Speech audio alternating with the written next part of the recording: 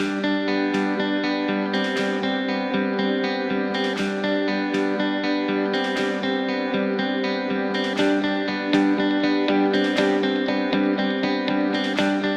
afternoon, everyone, and welcome to the Press Club event for the National Superintendent of the Year. I'm Gladys Cruz, the president of AASA, and on behalf of our executive director, Dave Schuler, and our executive committee, I welcome you. I will be turning this over to our friend from Edweek, Caitlynn Peetz, who will be the moderator for this afternoon.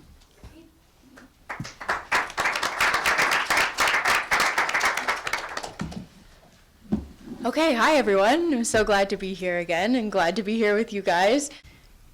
I guess, are we all familiar with who we are? Do we want to run down the line real quick and just say just a couple lines about you and your district? We'll start, Joe, if you want to go real quick.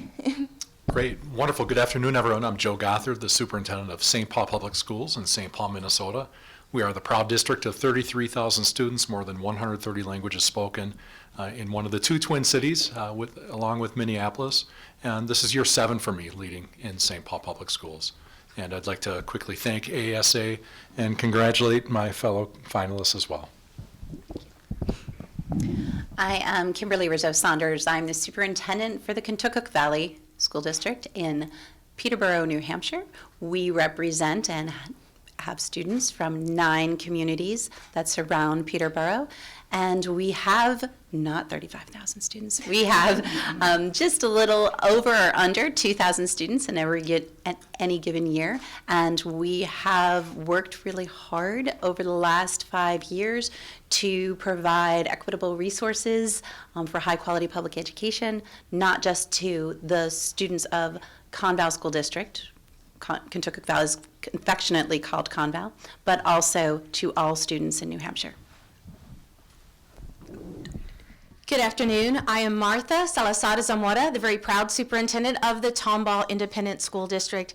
So happy to be here and very thankful to AASA for this opportunity. I understand this is a 37th year to have the National Superintendent of the Year, and I think it is wonderful that this association with a very small staff continues to do this with the sponsors, which we very much appreciate. Congratulations to everybody up here. I know Joe mentioned that as well, but knowing that in the United States we have almost 14,000. We're at 13,000 plus school districts. I'm very proud to be the state superintendent of Texas, and it is the district with the largest number of school districts in the state. Tomball is a fast growth district. I love to tell the story. When I arrived, we were at about 9,000 students, and we're knocking on the door. We will be at 25,000 students very soon. But all that time, even though we now have over 80 languages spoken, it has become a very diverse community. We continue to ensure that every single child is seen every single day, regardless of zip code, regardless of any background that they may have. So again, I'm the very proud superintendent of the Tomball Independent School District. I'm very proud and happy to be here. Thank you for this opportunity. I'd like to say good day to everyone. My name is Fred Williams. I'm the lead learner and superintendent of the Dublin City School System. We're located in Middle Georgia.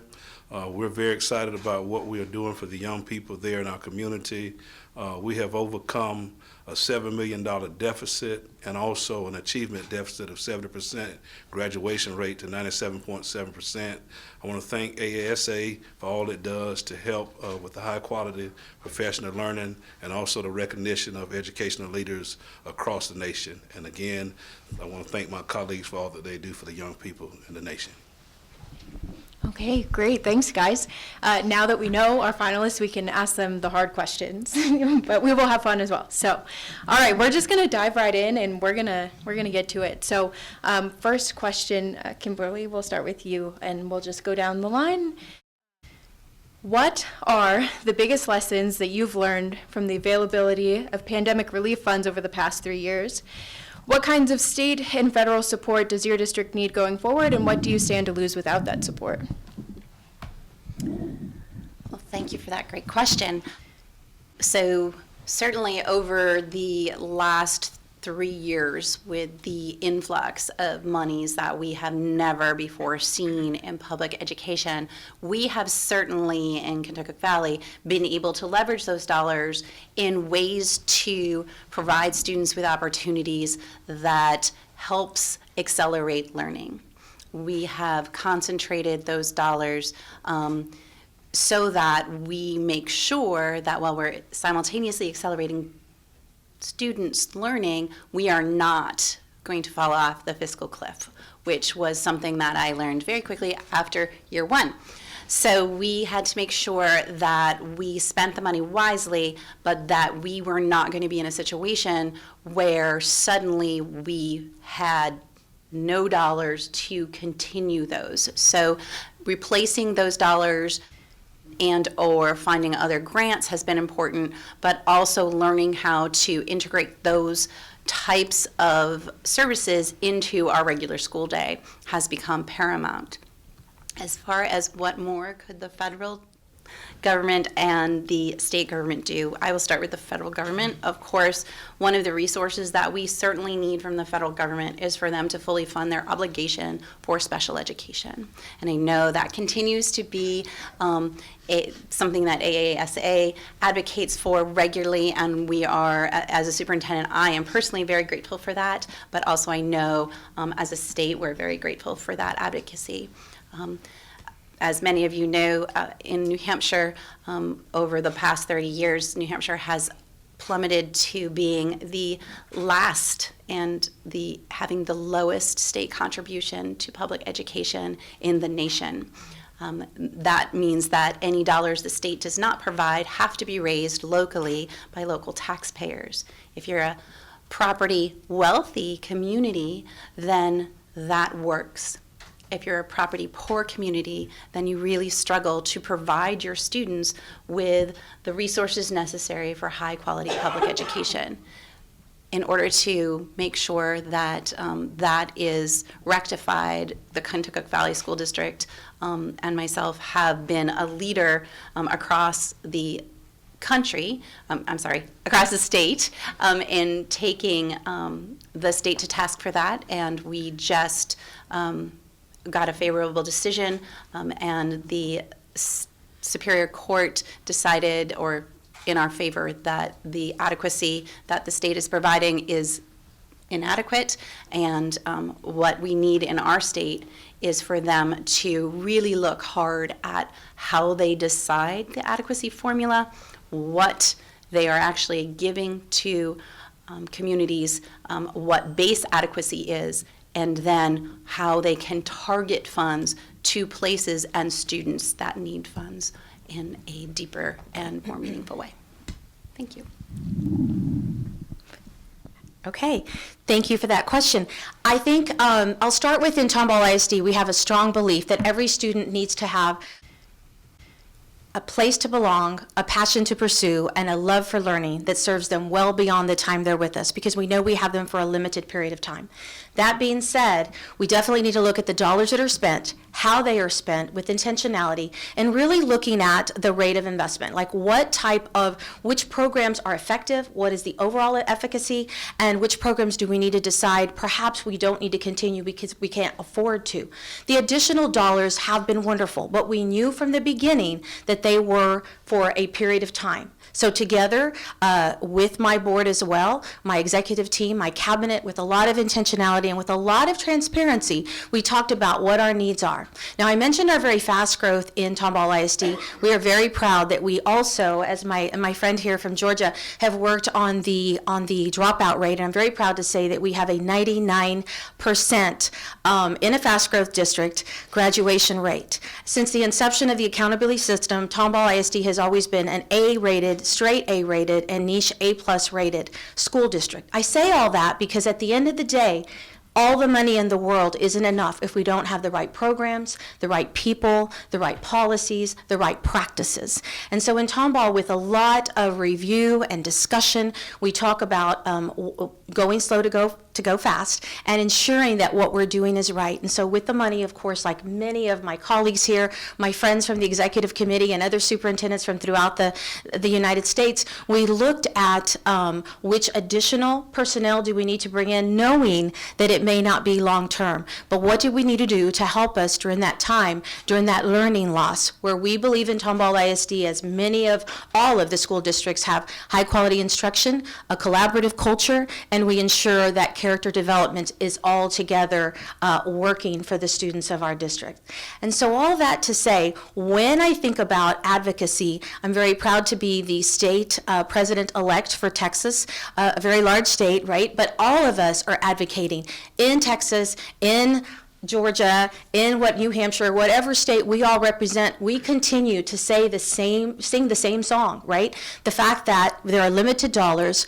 The example I will give you in Texas, which I am not proud of, our governor called 4 special sessions. And every time he did that, it was to pass vouchers. He was very public about that. Not to politicize it, that was actually very well shared, very publicly shared.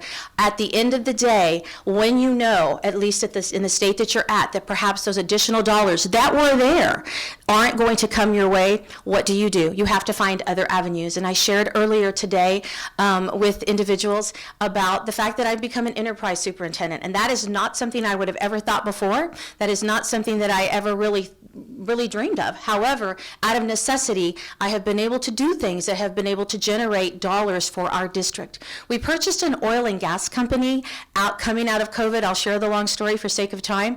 But that company was going to be a partner with ours for an Academy of Energy and International Business. Unfortunately, they went bankrupt during COVID, and so we didn't have a solvent partner to partner with. But later down the line, we were able to purchase a 70-acre piece of land with 10 buildings there during bankruptcy for something that is valued at $400 million. We purchased it for $37.5 million. And now that's inclusive of our CTE facility, where we have aviation programs where students are building planes and learning how to work on them, the engines. We have cybersecurity and drone development, legal enforcement, law enforcement, legal services, and 911. We also have our early college there, as well as our P-Tech for education and for allied health. So when you think about the programs you put in place, we needed to find a way to generate dollars that were just not coming, dollars that would end, not just for the academic piece, but for programmatic as well. And so I'm very thankful that we were able to purchase this and lease one large portion of that facility for millions of dollars, which helps generate dollars.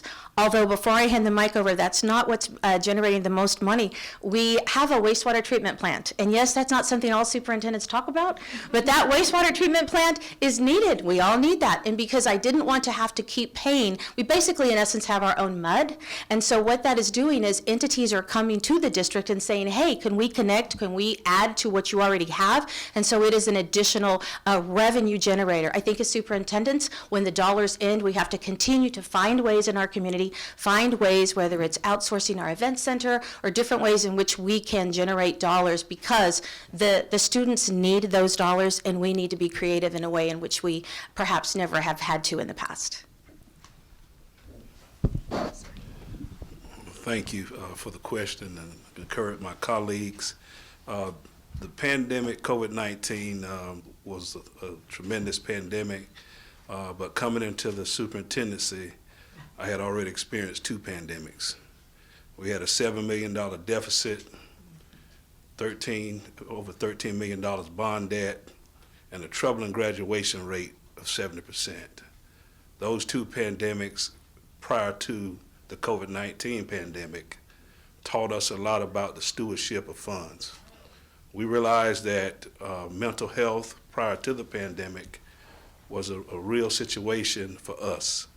With over 63% of your kids in poverty, 100% of your students receiving free lunch and free breakfast, it really calls you not to even think outside the box, but build a new box, and not even have that box, but you want to remain flexible like a slinky to be able to meet every child's need. So having to do that, you also have to keep in mind the staff and how important that is for their mental health. And then we had to realize not just mental health, it was mental illness. Everything that we did with our dollars focused around on the safety, health, and well-being of students and staff. How are we keeping them physically safe? How are we keeping them mentally safe? And how are we closing that achievement gap? And so we had a long way to go. We had a tough road to get there. But through the guidance of our strategic plan, through open and honest feedback from community and all stakeholders, we were able to make that happen. We did not experience necessarily learning loss. We knew we were dealing with unfinished learning. And so we had to step across the pre-K fence. We had to stretch out our arms and meet families at the womb to help the young people that we serve with the high poverty to have a star of hope beyond the disadvantages of life. We're excited about the accomplishments we made. We know that continuous improvement is not like taking a bath. We were aggressive. We went after other additional grant funding to the tune of $2.5 million. We have 6 campuses and 4 mental health counselors, and we have counselors at every campus. We added nursing to the tune, we increased our nursing by 150% at each campus. We went outside of the box and we started knocking on doors to make sure that our students would show up. We did not lose any students during the pandemic. We actually increased by 2, but this last count for the beginning of this year, our attendance, our enrollment grew by 5%. Our attendance went from 43% of students absent 15 or more days to 1.5%. And so we made sure that everything we could do, because of the other 2 pandemics that we experienced, that everything we could do would be sustainable. Everything that we could do would meet the needs of the whole child and the whole family. And so thank you for that question. And again, we're Dublin City Schools, 2,362 students in Middle Georgia, between Macon and Savannah, Georgia on the I-16 corridor. Thank you. I think I'll start to answer this question with, it should not take a pandemic or a referendum to accelerate learning. That should not be where the bar of public education is today. But in the spring of 2021, I received notice that St. Paul Public Schools was to receive $206.9 million in ARP funds. More money than I could have ever dreamed of. I told someone earlier that I called to double check to see if that number was accurate, and it was.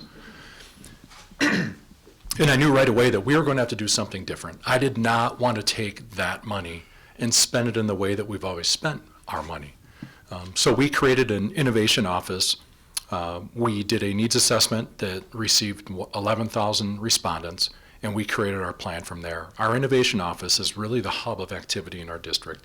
These are folks that we polled that showed high potential in other areas to say that we want you to look at our strategic plan and this funding opportunity differently. And we want your expertise to guide our district to make different decisions that are going to advance the goals that we had set forth.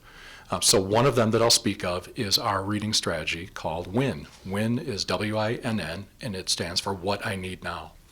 And during the pandemic, we were able to hire 84 teachers to have them trained in the language essentials for teachers of reading and science, reading and spelling, letters, and also implement what they learned in that training in our K and 2 classrooms throughout the district. The results of that have been extraordinary. The percentage of students showing aggressive growth have increased to 20% in some student groups. And it's the first PD that I think I've ever been exposed to where I haven't received one complaint from a staff member saying, why are we doing this? Or it's too much. They're able to see that it's working immediately in the way that they're engaging with their students and their families. And then finally, that work has also led to an initiative called SPPS Reads. One of the things that I've shared many times is that in 7 years leading St. Paul Public Schools, I've yet to have a mother or father or caretaker call me and say, Joe, my child can't read, what are you going to do about it? I've never received that call. I've heard about bad food. I've heard about teams that aren't winning enough games or playing time. I've not had a single parent call me and say, my child can't read, what are you going to do? And that's a problem. That bothers me. So what do? We take this information to our community. We get our community partners, our families. We provide them information, data, but more importantly, we say there's a new way to do this that we haven't been doing so well in St. Paul Public Schools and in districts around the country, and we want you to be part of this. We want you to know that there are things that you can do at home in working with your student to help them read. And we've shown the documentary, The Right to Read. We've had 3 community showings and have had wonderful attendance at those. And it's led to a real movement in our community around reading and around students. And for that, I feel very good. But again, I'll end with where I started. It should not take a pandemic or a referendum for us to accelerate learning in our districts. And that's where we need the federal and state government to listen and to understand from practitioners that are doing this work every day what are the most essential needs. All right, thank you guys. That was a big question. Let's do another one. There's a lot of momentum around career prep and more questioning of the value of a college education. Does this shift in thinking cause you as an educational leader to rethink the traditional college prep approach that's been the dominant approach in K-12 education for the past few decades? If so, how? If not, why not? I think, Martha, we're starting with you. Thank you. So, okay, very good. So I think it's important, right? In the past, perhaps we thought everybody did have to go to a 4-year college, university, or some institution of higher learning. And I'm a lifelong educator. I have multiple degrees, like many of you in the room. So yes, I do see the value in education and higher ed. However, I do think that there are still careers today that we don't even understand. You know, we haven't even thought about what the future will hold. So we are educating children today for a world that is still very unknown to all of us. And so with that uncertainty and that unknown, we have to prepare our students to be college, career, and military ready for sure. But beyond that, what does that mean? I spoke earlier about the power of AI and the fact that as a part of the executive committee, we went to Arizona State University and Dreamscape, and I am very proud to say that we're building a Texas hub where we are continuing to grow in the area of AI, because I think we really in education need to stay ahead of something as important as this and not fear it, because it is the future. Oftentimes in education we are fearful of something we can't see, can't hold, and don't fully understand, and I don't want that to be for educators. So to your actual question though, I don't think that all of our graduates necessarily need to go to a 2-year institution, a 4-year institution to be successful. We already know that. We offer great opportunities through our traditional CTE programs, because how often has a pipe broken and you need somebody to come and you'll write a check for whatever you need because you need that fixed. A plumber, an HVAC, the other areas, particularly now in the area of technology. I know at times I look at the salary and think, if this is a person that I need and they have the skills that I need, then it might surpass somebody else. And so that individual might have gone to a 2-year institution. For me, it's a matter of what the position is, what the level of education might be, but ensuring that we are preparing children for whatever their future might hold so that they can go on and be successful at Duke, at Harvard, at a technical university, or go straight into industry, or even perhaps help us in the military and defend our country, which is also very important. So when I think of Tomball, I've already mentioned some of the things that we've been able to do in CTE. It's something that I feel like we've been a leader in when we analyze our programs and think about where we are and where we want to be. We're always forward thinking about what will best prepare our children in all of those areas. And so we do involve, as has been mentioned, our community. What does our community think about? We work with our chamber. I serve on the Chamber of Commerce. I serve on the hospital board. We talk about what does our industry need locally, what does the greater Texas state need, and then what does the nation. I think we can't stop there. Having 2 children that live internationally in Italy and 2 grandchildren that speak multiple languages, or will, one's only 1 year old, but my 4-year-old speaks 3 languages, 4-year-old granddaughter. In the United States, we struggle sometimes when somebody speaks just a second language. And so part of that preparation is more than just what we teach them. It's that open mind to be internationally global so that when they're leaving us, they are best prepared to tackle whatever their future might hold for them. You're next. I'm losing track. Thank you. I concur with my colleague from Texas.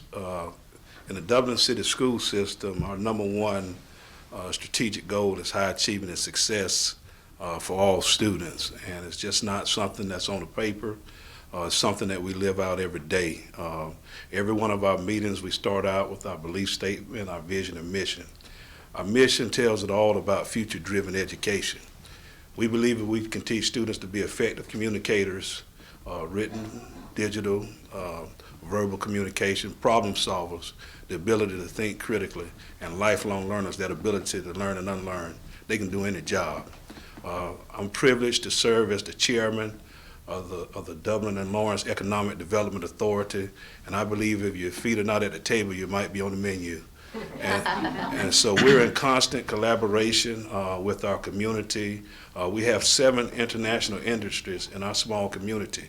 A lot of that is automated, and so constant collaboration with our development authority and chamber and our CEOs. We developed a pre-K through 12th grade checklist with the Carl Vinson Institute of Government from the University of Georgia.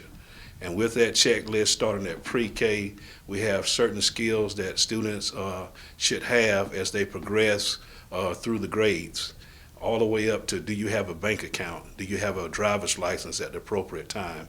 Feedback that we heard from our CEOs. Every pathway that we implement in our school system, industry that is at the table. This year we just started the mechatronics pathway because of all the industry needs that we have in our particular community. As we talk about college and career readiness, we know that every child is not going to the university. 60% of our students stay in our community. Thus, we have a wall-to-wall college and career academy, affectionately known as the WAVE, Workforce Accelerating Youth. Along with that, we have in the state of Georgia, which we implement, is the Accelerated Career Pathway, where students who are not going to the university can complete their freshman and sophomore years at the high school and earn TCC's associate's degree, or also apprenticeship with society local industry while they're in high school, and receive high school credit. Also, we have a very robust dual enrollment program for those students who are going to the university. We're the only international baccalaureate school between Macon and Savannah. And so we have a lot of offerings that we have, and a lot of program choice and complete school choice inside of a public school system. A lot of school systems around the nation in terms of our private education think that they're the only game in terms of choice. We are a living example of school choice, complete school choice in a public school system. And that's the good news for the nation, because 85% of the nation have 5,000 students or less. And so everything that we're doing in Dublin City is scalable across the nation. And so we're very excited that our kids, before they graduate, our seniors this year have already received information through the partnership with the Technical College System of Georgia, the local high schools, and the universities, along with our state government, with the governor, the Georgia Match Program. They have already received notice on which schools that they have a seat waiting on them should they choose to go to the 4-year institution. And so I'm very excited about what we're doing with the pathway offerings in our high school. We offer the pathways that are the high demand areas for our region and our state. Welding, nursing assistants, also construction, the mechatronics pathway.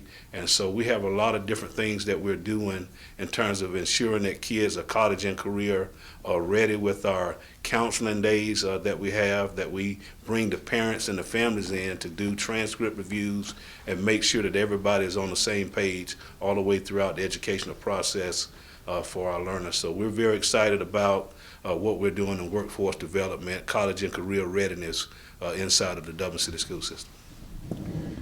In 2013, I was a brand new superintendent to a new state, my first time being a superintendent. And to address college and career readiness, I asked one of our assistants to please provide me a list of the graduation requirements in that district at the time since 1950 in every 10-year increment. And what do you think I found in 2013 when I looked at that list? That we hadn't really changed all that much, and yet the world around us has changed dramatically. And it, for me, became the very place of the start of the discussion around why change is necessary. And for 11 years, I've been working very hard in 2 districts to make sure that our curriculum is written in a way that is responsive to the global world around what students are going to be exposed to. And in a way that I call a diagonal articulation, meaning that this isn't a major where if you try a few classes in this area, you're penalized because you have to pay to take them in this other area. I want our students to have exposure to as much as they want, as much as they choose, but all the while making progress towards graduation. So we're not penalizing them for saying, you know what, I really don't like this medical technology class, but I want to try this culinary class, this advanced culinary class. So that's one example. I want to give just two other examples of why this work is so important in St. Paul Public Schools. The first is that we have a personalized learning plan for every child in our school district, and it doesn't start in high school. It's not the 4-year plan in high school. It starts in pre-kindergarten. And I believe in this, that our children are pushed through the mold of school every day through that front door, and if they don't fit, then they shed who they are. It might be their talents, it might be their gifts, it might be how they identify, and I think that's wrong. I think we have to take stock into the gifts and the assets and the ways that our students identify themselves, and make sure that we are adaptive as a school system, that we are changing and making the necessary modifications so that we can meet that child at the door and gently allow them in as who they are, culturally, linguistically, racially. I mean, there are so many applications of why this is so important that we meet our students where they're at, and if we don't ask them, how do we know? So that work is important. That PLP stays with them their entire way through high school graduation. On the other end is an Ecuadorian immigrant student who I worked with last year. We happen to have the Assistant Secretary of Labor visiting our 3M Advanced Career Pathway Center. So we have 14 different campuses that have students in grades 9 through 12, varying sizes. And it's really hard to have comprehensive career pathways, obviously, in 14 sites. So we do have to limit at our individual sites, but we thought, for equitable access, let's create a place on campus where our students can come to for part of their day so that it's open to everyone. It happens to be on the campus of a 2-year college, and it's been a wildly successful program. And our student, the Ecuadorian immigrant student with limited and interrupted formal education, was able to take classes in that Career Pathway Center last year. And telling her story, she shared that she had never heard of entrepreneurship. And she was able to take a class in our Career Pathway Center and apply it to a real program that she had passion for, a real project that she had passion for. And this turned into a business proposal that actually succeeded for her, where she was able to gain employment because of her work. In addition to that, she was awarded a full scholarship to one of our local private colleges, $70,000 a year tuition. I learned it just that day. So these are the things that are happening, and it's not happening by chance. It's happening because we want to ensure that we know who our students are and they know the opportunities that they have in our school district. And I think I can't say anything more about sending our students off into this global world that's changing by the day, that we have to teach them to be radically curious. We absolutely have to do that, among other things, in terms of them taking in the world around them. So in Conval, we embrace a saying, and it goes like this: all means all. And that means that our education system has to fit every student, not that they have to fit our education system. And we have done that by actually having college and career readiness be a cornerstone of our curriculum and our philosophy, beginning as early as 2011.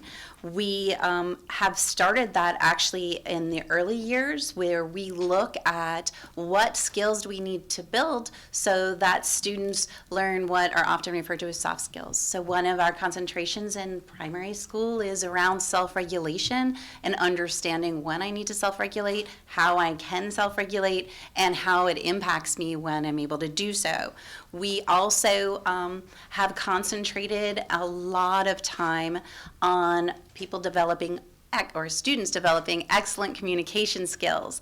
We used a program called actually self-regulated strategy development, which is a writing approach that we have used from first grade all the way up to 8th grade. And the writing in our district has improved, and the achievement on writing has improved 100-fold since we have implemented those pieces. We have also developed learning opportunities with both of our community partners and our business partners. So anyone from 7th grade up into high school can go out in either into the community or do an extended learning opportunity within the district or within their building to explore their interest and how their interest translates into the world. We also have CTE, and most recently we have embraced manufacturing as one of our CTE strands. And you can either do a CTE strand or you can take a single manufacturing class. Because one of the things as we look at college and career readiness, we want to make sure is that our students, if they want to leave after high school, are able to put themselves into a well-paid and sustainable career path. And we have done that by, again, partnering with our community, but also by partnering with our state university system in what's called we call it Running Start, and we have articulation agreements with almost all of our local community colleges where students can receive college credit while they are in high school. We look at that and we completely absorb those costs in our district, though they basically are duly enrolled in English 101 or could be engineering, and those credits actually transfer to the college, the state college system in New Hampshire. So we often will have students walk across the stage with a year's worth of college credits. And we couldn't do any of those things without intentionality and purpose and meaningful relationships with our community, our business partners, and the students themselves. Our goal is always wanting to make sure that students can do whatever they want to do after graduation, whether that's the first year that they leave, whether that's 2 years after they leave, or whether that's 5 years after they leave. So if they start in a career and then they want to move on to college, we want to make sure that they have those prerequisite skills to be successful. And we want to make sure that they have those skills so that they are future ready. Okay, thank you guys. Another big question. We're going to take a break and have a fun one. This question, though, has a rule, so we have to listen very carefully. Okay, all right. So in 2 sentences or less, tell us the biggest goal that you have for your school district this calendar year. A reminder, the rule is 2 sentences or less. And if you don't follow that rule, you're no longer a finalist. I'm just kidding. I'm just kidding. But it is strict rule. 2 sentences, biggest goal for your district this calendar year. Frederick, you're up first. Biggest goal that I have for our school district this year is to continue for students to know that, and staff, that we love them, that we care about them, and that we support them as an entire district and community, and also to ensure that public dollars are not diverted from public education. Through the presence of connection, we will learn that students are heard, understood, and respected. Our biggest goal in Conval School District is to guarantee that students will have access to a high-quality public education, not just in the Conval School District, but throughout the state of New Hampshire.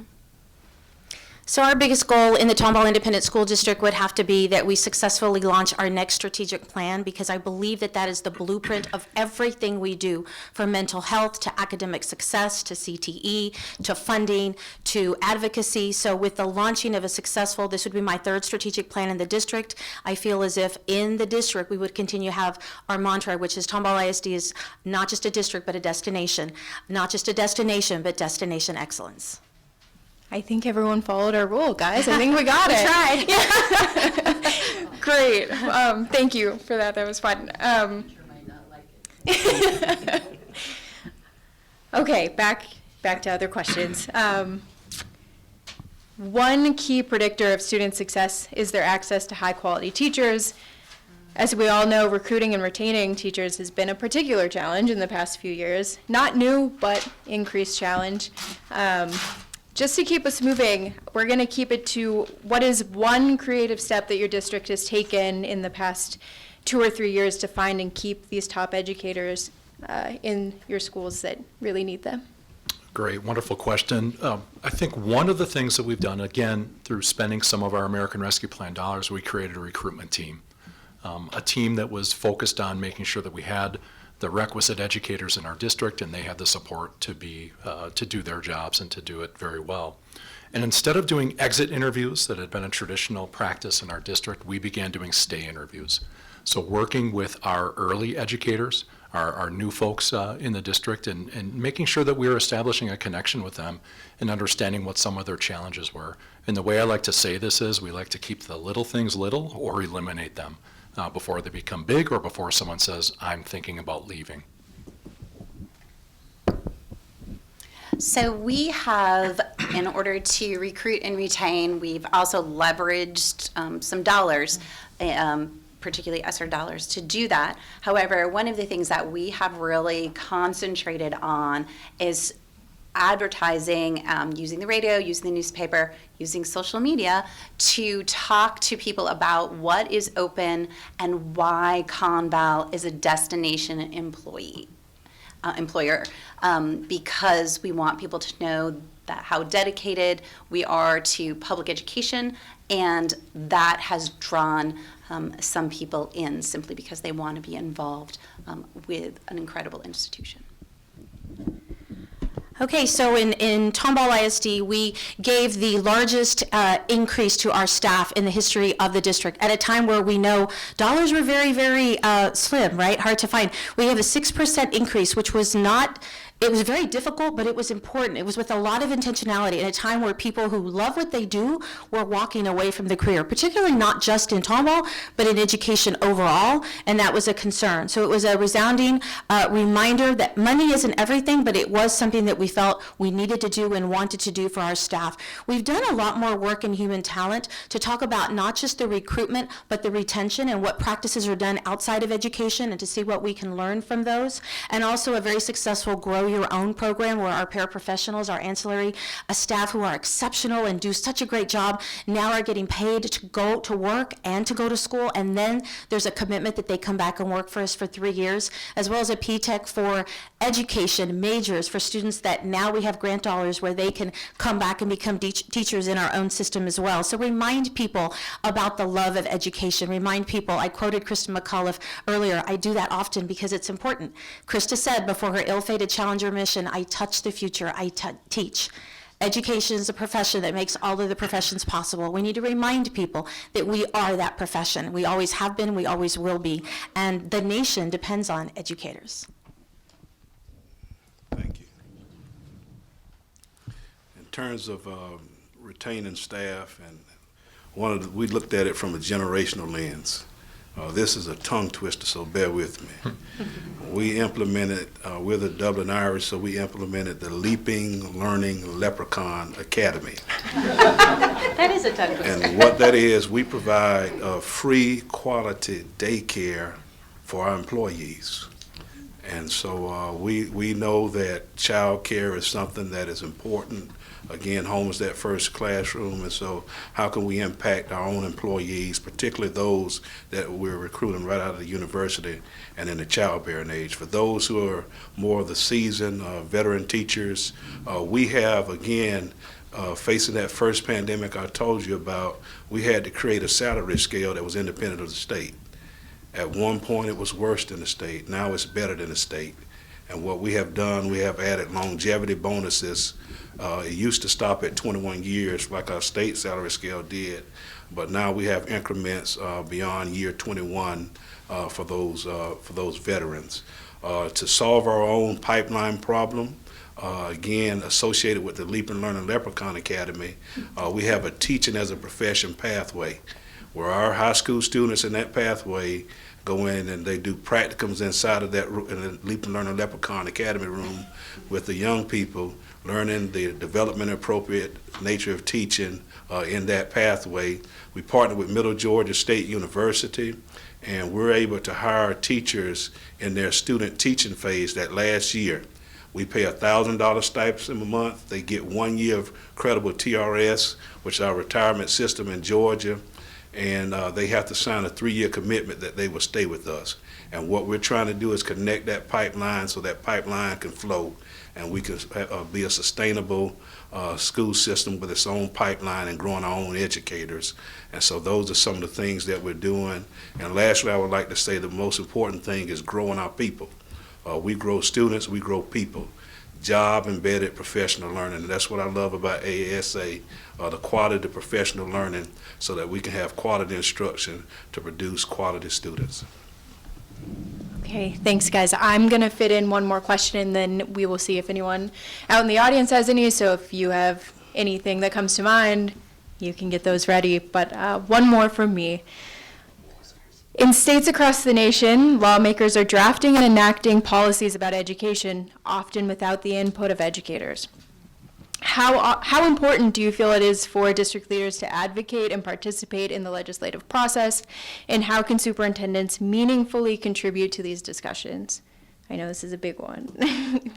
I think you're up first, Kimberly. Yeah, okay, thanks. I think it is absolutely essential for superintendents and central office leaders and even principals, at least in New Hampshire, to be involved in the legislative process. I actually think it's so important that I risked missing my plane to be here because I needed to testify regarding adequate funding in New Hampshire. We work intentionally, we work to operationalize our visions, and we work to implement our strategic plans. We aren't able to do those things if legislation is passed that creates these, I call them Uberized, gig-based, watered-down approaches to public education.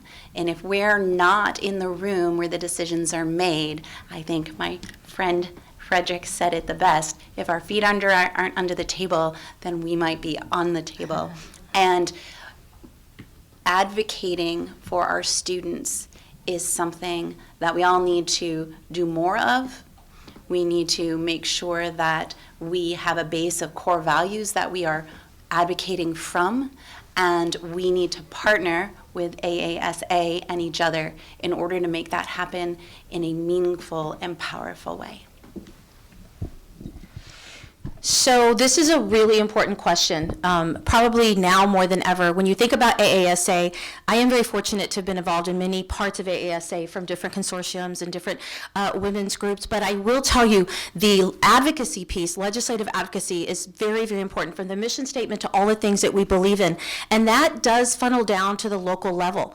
But it's important that people remember that educators must vote. The family members of educators must vote. Our communities must vote. And if ultimately we're not happy or pleased with the outcome of what's happening, then we might need to look at who we're voting for. Not trying to politicize things, but it is important, because if the decision makers are not making the decisions that are the best interest of all students, all means all, then perhaps we need to look at things from a different way. So advocacy is huge. I have already mentioned that we had multiple special sessions, none of which actually gave us additional dollars. We didn't talk about school safety, but I have to mention, in a time where it's so important, when I started, we had 5 SROs, 5 school resource officers in Tomball. Today we have 29. I did not get additional money for that, but it was that important. I continue to advocate for safety and security dollars, for mental health dollars, for academic dollars, for the ability to use the money in the way in which we want to, not specific high quality materials that somebody else has decided, because one size does not fit all. We're not Cinderella. It's important that you look at what your district needs. We all come from wonderful varying districts, but it's important that we all advocate, find our voices, and use our voices. But it's not just us. Educate your parents through advocacy. We have Parent University, we have Leadership Tomball ISD, where we prepare and help people, but not during the legislative year. It's the year before that. If not, you're behind. So that you're prepared for your advocacy platform, your priorities. What does your community understand and embrace, and what will they support? You have to know that as a leader in order to continue leading in that community. And I would say say even, talk to our students, because they are the future of voting. And if people have voter apathy, it will start at a very young age. So we in Tomball ISD are part of Raise Your Hand Texas. My board members are part of the advocacy platform, which I'm very proud of. And I serve on many state associations. I'm president-elect of TAASA, our state association. I'm president of the Fast Growth School Coalition, which won't matter to everybody, but it does matter in Texas because I'm advocating for additional dollars for a fast growth school district. And the Texas Council of Women School Executives that also have our own platform. So understanding the importance of advocacy, voting, looking at the voting records, and no matter how they vote, continuing to open the door to legislators, tell them what you're doing, continue to share the great stories of all the things you've heard from my wonderful colleagues up here, so that people remember that the future is public education, but the dollars have to fund what we're doing, which is exceptional work. Destination excellence in all states you see here. Thank you.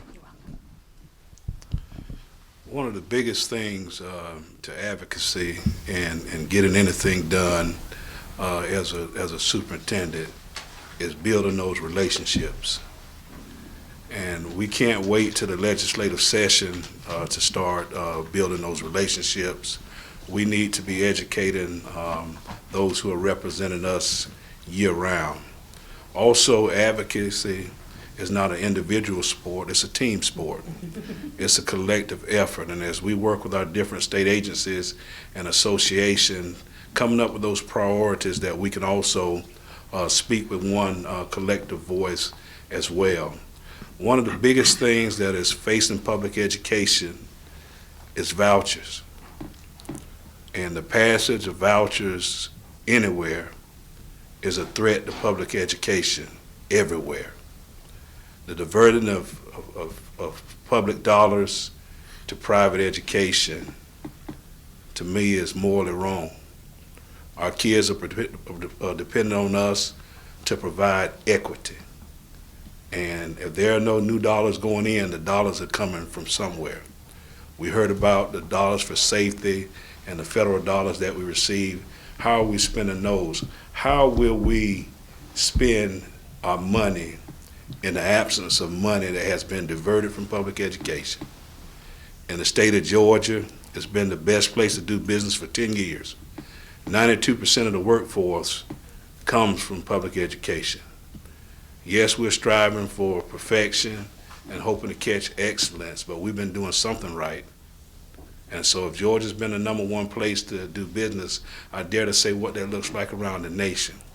And so one of the biggest things that I want to encourage all of us is to reach out to our legislators early and often and let them know that we believe in public education. My passion, what's on my heart, is to ensure that dollars for public education are not diverted to private education. In Georgia, we're operating off a 1985 funding model. It hadn't counted for inflation. I think my colleague down here is 1976 in some regards, from Minnesota. And so if we believe in public education, we have to come together, as we have been networking in this short time that we have known each other, to stand with one voice to let the world know that we believe in public education. And one of the hot topics now, anything that looks like, smells like, walks like, or talks like a voucher, we need to stand strong together and let them know that we are totally against it and we believe in public education. Thank you, Fred, and I definitely co-sign that. Just a few other things. I also think that advocacy is a marathon, not a sprint. And I say that because, again, 11 years being in Minnesota, and this conversation preceded me, but the special education cross-subsidy, the amount of dollars that we're spending from our general fund to cover the cost of mandated services that absolutely we should be offering it in the best way possible. It's the right thing to do. It's the legal thing to do. And finally, this year, we received in St. Paul Public Schools, that's a $42 million gap for us, and we received about $20 million in additional funding at a time where the state had a $17 billion with a B, $17 billion surplus. $2.2 billion of that was given to public schools for the next biennium. Very grateful for that. There's a cautionary tale, however. If you ask my colleagues right now, what's the list of mandates that came along with that funding? I believe it's 71. A colleague told me recently. In fact, we're doing work on that right now to study that more so that we can understand the new field of play that we're all engaged in right now. I have the privilege of being the president of our state association. I'm also on the executive committee of the Council of Great City Schools. For those of you not aware, that's the 78 largest urban districts in the country. So from Albuquerque to Boston to Los Angeles, I'm engaged in conversations around our country around topics that are pertinent to this topic. And it's been eye-opening for me to learn both how similar we are and dissimilar we are across the country. And I think the consistent voice that we need, the platforms that need to be formed from our collective work, and then the amplification necessary for it to make a difference is going to be important work that I'm committed to. And I would argue that we need to get others to be present and get engaged as well. I think there are times where, based on relationships or one's longevity, that it might feel like there's different levels of experience that are present, that are part of that, participating in that activity. We need to do a great job as leaders in our organizations to bring others along and to ensure that there's the collective voice that's there and that we're all speaking, from that same platform that we put forward. Again, I think the risk in that is that if it's not focused, the risk is that it becomes unwieldy. We get funding, but we also have to distribute that to 71 other things, and we're right back where we started.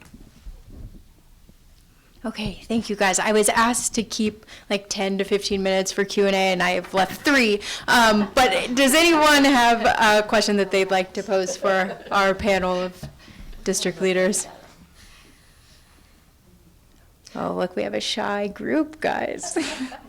Yeah, go ahead. You've all been at this for a while, and you've all faced a lot of challenges. So this won't surprise you coming from me, I guess. But my question is, talk for a moment about how the relationship with your boards, your school boards, and how you've kind of maintained the support for the direction you're taking, because I'm sure there's been turnover on all of your boards over the period you've been working with. So what's your approach to that governance team process? Just a note, let's try and keep us at like a minute for our response, because I'm already taking us over. So I know that's a big question. I'm so sorry. No, that's okay. So I'm very, very fortunate to have about 75 collective years on my board of experience. So a very experienced board. They went through the most challenging board election, though, this past November, where 4 of my incumbents had a very difficult race. And I think it really unified our community as a reminder of how important school boards are. I, of course, have to stay neutral in something like that, but when it's not an election year and during that time, I definitely remind people of the beauty of my board. Now, I've not always seen that with school boards, but what I will tell you is the Tomball Independent School District is extremely unified. They really understand their elected responsibility. They believe in their district, their community, and they support the work that we do. They support us, but they also let us do the work. Not to mean that we agree with everything all the time, but we're very respectful about that in the way in which we get to where we need to be. And I think that's part of the success we've had in our district, because there is that mutual respect and support and really true love. You have the opportunity as superintendents to go many, many places, but I believe superintendents will stay where they know good work is happening and where they feel the support and the love, and you're making a difference for your community overall. So, sorry, that might have been more than that. Thank you. For us in the Dublin City School System, it all starts with our strategic plan. We do a new board member orientation where we orient the board to the strategic plan and the strategic direction of the system. Also, the strategic plan is my evaluation.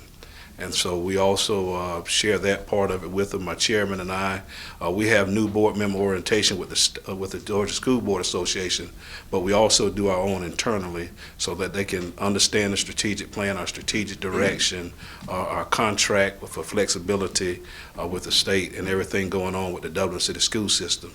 And the other thing that I want to say is that we have board norms. It clearly outlines how the board is to operate with the superintendent, with each other, with the community, with the faculty and staff, and respect that chain of command that they hire the superintendent to handle the day-to-day function of the school system, and we hire principals to handle the day-to-day functions of the building, and really understanding what their role is. So we do a great job of educating the board, and me and my board chairman meet at least 3 or 4 times a week and are constantly talking about the upcoming agenda and so on and so forth. A little bit different in SPPS. I've got board members that are 4 years, 4 years, 2 years, 2 years, and 3 that are 1 week. So very, very new, and but also kind of exciting too, to have different experiences and different people who are joining who have different backgrounds as they approach this work. I think consistency is really important. Our team works really hard at providing board consistent information in a high quality way, being responsive and being patient. You don't wake up and say, I want to be a school board member and figure it out in a week or even 4 years, or let alone 20 years for some who have had, long-term board members on. So I think patience and understanding, availability, humility is also really important. And most importantly, and there's not really a science in this, finding that threshold of how much you manage up versus how much you wait or engage in direction from the board. And how do you get the board to provide you direction when sometimes they may not know that they should, or they may not know how to. I think that comes with experience, and with changing board, that can be a new challenge, but that's the goal. This is a great question. Recently, a younger superintendent in New Hampshire reached out because she was struggling with her relationship with the board, and I shared with her what we do, or I do.